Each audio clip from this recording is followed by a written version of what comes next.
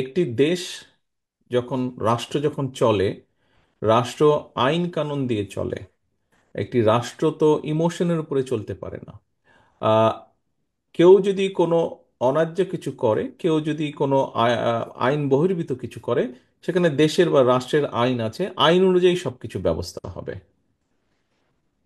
সেটা কে কি সেই বিচারে আমরা যাব না, আমরা আইনের দৃষ্টিতে যাব, আইন কি বলে সেভাবে যাব, সে যেই ব্যক্তিই হোক না কেন। আমরা সবসময় যেই কথাটা বলার চেষ্টা করি সেটা হচ্ছে যে এই যে নির্বাচন ব্যবস্থা, নির্বাচন ব্যবস্থা যেমনই হোক যেটাই হোক, কিন্তু নির্বাচন ব্যবস্থাটাকে আমাদের চালু রাখতে হবে।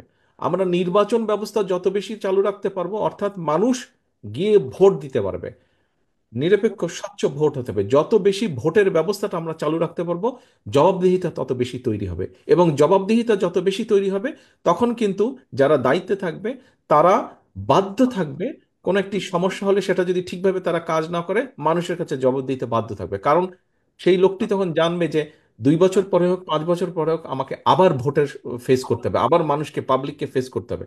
কাজে ভাই, আমি এখন সময় আছে, এখন যতটুকু পারি আমি ঠিকঠাক ভাবে কাজ করি। অর্থাৎ এই জবাবদিহিতাটা আমাদের তৈরি করতে হবে। এই জবাবদিহিতাটা ছিল না বিশেষ করে গত 15 বছর, এবং সেই জন্যই এত লুটপাট, এত অপশাসন, এত দুঃশাসন হয়েছে। তো আমরা যত বেশি স্থানীয় সরকার পর্যায়ে জবাবদিহিতা তৈরি করতে সক্ষম হব, তত বেশি আমরা তত দ্রুততার সাথে কিন্তু সমস্যার সমাধান, সমস্যাগুলো অনেক কমিয়ে নিয়ে আসতে সক্ষম হব। সব সমস্যা হয়তো সমাধান হবে না, কিন্তু অনেক সমস্যাই কমিয়ে নিয়ে আসতে সক্ষম হব।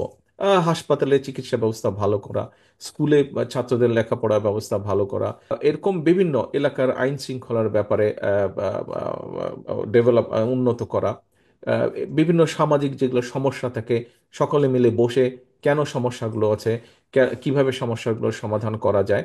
অর্থাৎ